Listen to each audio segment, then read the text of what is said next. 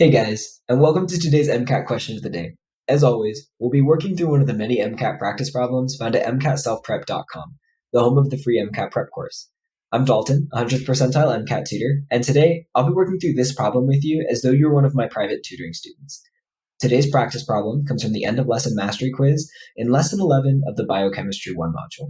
Be sure to hit pause and try this problem for yourself before watching my explanation. All right, so in order to really ace this problem, it helps to have a good understanding of the 4 different processes that are talked about in the answer options. So today I want to go through those with you and talk about them, and then we'll go back to that question and we'll tackle it. First, I want to talk about glycolysis.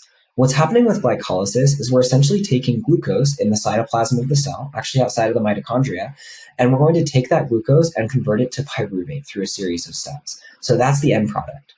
As part of that pathway, we also take molecules of NAD+ and convert them to NADH. So that happens as part of glycolysis, but there's no FADH2 being created in this process. Now, gluconeogenesis, with a few small differences, is essentially glycolysis in reverse. We're essentially taking pyruvate and using it to get new glucose, which makes sense, right? Gluco and new. So we're basically taking pyruvate and running glycolysis essentially in reverse with a few small differences. That's gluconeogenesis.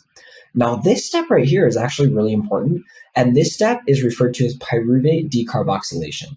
Through this step, the CO2 of this pyruvate, you can see here, by the time we get to the end, is replaced with this CoA group.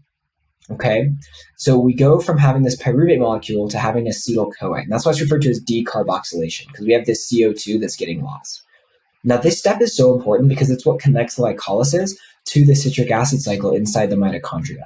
And there are a whole bunch of steps in the citric acid cycle. We're not going to talk about all of them, but it's essentially through the citric acid cycle that we take acetyl-CoA and we use it to convert a bunch of NAD+ into NADH, as well as FAD to FADH2. And those NADH molecules and those FADH2 molecules can then move towards the electron transport chain, which we're going to use to generate the ATP, the energy that our body needs. But that's the key that I want you to remember, is up here, we're only dealing with NADH. In the citric acid cycle, we're dealing with NADH and FADH2. Now that we have that understanding, let's go back to this question and see what we can figure out.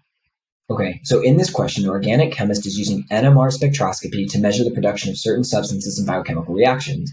After which of the following processes should you expect to see peaks for the functional groups on FADH2?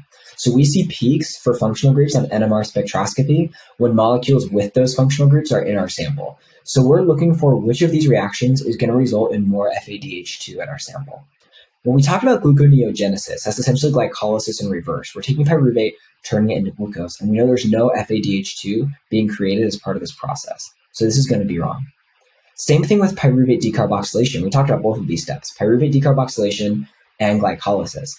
NADH is produced in glycolysis, but we're not creating any FADH2. And in the pyruvate decarboxylation, we're also not creating any NADH2.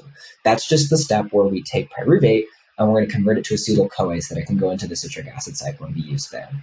That means our remaining answer option is the citric acid cycle, which makes sense, right? Because the purpose of the citric acid cycle is to produce both NADH and FADH2 molecules that can be used in the electron transport chain. Let's go ahead and check that answer out. Awesome, perfect. If you enjoyed this MCAT question of the day, be sure to give it a like. For more MCAT questions of the day, be sure to subscribe to this YouTube channel or enroll in our free MCAT prep course found at MCATselfprep.com. Now, if you're really looking to maximize your MCAT score, be sure to check out our elite tutoring services and request a free consultation with any of our available tutors. We'd love to chat with you about your situation and how we can help you maximize your MCAT score.